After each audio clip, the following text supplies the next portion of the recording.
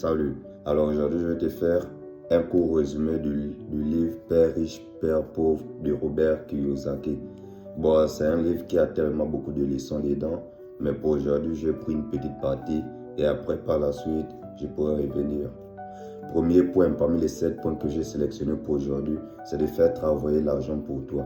Les riches cherchent à voir les actifs, donc ils cherchent toujours à faire en sorte que leur argent puisse travailler pour eux. Bon, cette vidéo n'est pas trop faite pour trop rentrer en détail, mais je vais prendre un exemple.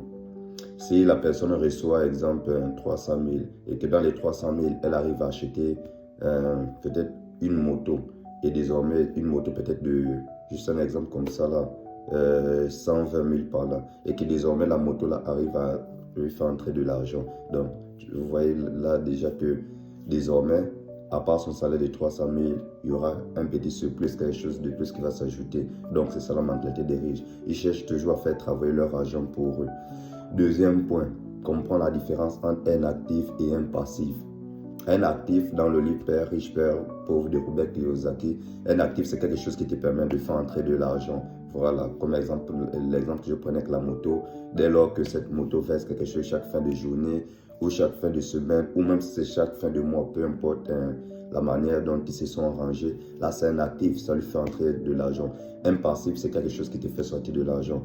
On va prendre un exemple. Si tu par exemple acheter un gros téléphone et ce gros téléphone là ne t'aide seulement qu'à prendre les photos et à chaque fois faire le flash pour le forfait, voilà.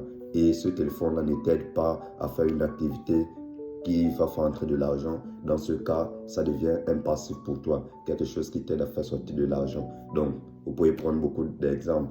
Troisième point, l'éducation financière est essentielle. L'éducation financière, c'est savoir comment gérer les finances, voilà, comment faire multiplier son argent. Parce que souvent à l'école nous apprend comment avoir un emploi, mais l'école ne nous apprend pas forcément comment gérer de l'argent, comment multiplier nos ressources. Quatrième point, ne pas avoir peur de prendre des risques calculés. Alors, c'est des risques calculés, c'est-à-dire si tu investis 1000 francs, voilà, et qu'au final tu perds les 1000 francs là, ça ne doit pas t'empêcher de dormir, ça ne doit pas t'empêcher toujours de continuer tes activités, c'est ça les risques calculés. Alors que si tu n'avais que 80 000, exemple, une fin de mois, tu as fait un travail, tu as eu seulement 80 000, et ensuite tu pars miser tous les 80 000, là, tu as tout le mois, c'est chaud. De plus, si tu as les enfants, la maison à payer, là, c'est compliqué. Voilà pourquoi on parle de prendre les risques calculés, c'est-à-dire un montant qui ne doit pas t'empêcher de faire tes projets essentiels dans le mois. Et créer plusieurs sources de revenus, ça c'est cinquième point. Les riches, ils ont plusieurs sources de revenus. Ils n'ont pas qu'une seule source. Vous allez prendre la plupart des riches que vous connaissez, peut-être Elon Musk, peut-être Aliko Dangote. C'est les gens, ils ont vraiment plusieurs sources de revenus. Ils ne dépendent pas d'une seule source. Sixième point, acheter des actifs avant de chercher le luxe. C'est ça, les riches, comme je disais, au lieu peut-être d'aller acheter l'iPhone 17, au lieu peut-être d'aller acheter une grande voiture, une grande marque, quelque chose qui vient de sortir, eux ils cherchent d'abord à avoir des actifs, c'est-à-dire ils cherchent d'abord à avoir les sources de revenus, les choses qui vont leur faire entrer de l'argent, au lieu d'aller prendre les choses qui vont leur faire sortir de l'argent, aller prendre quelque chose en crédit.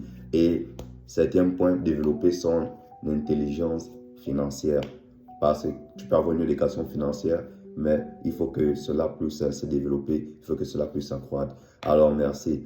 Cette chaîne est uniquement pour, comme vous voyez, tout ce qui concerne l'entrepreneuriat, investissement, motivation. Donc, merci encore et à la prochaine.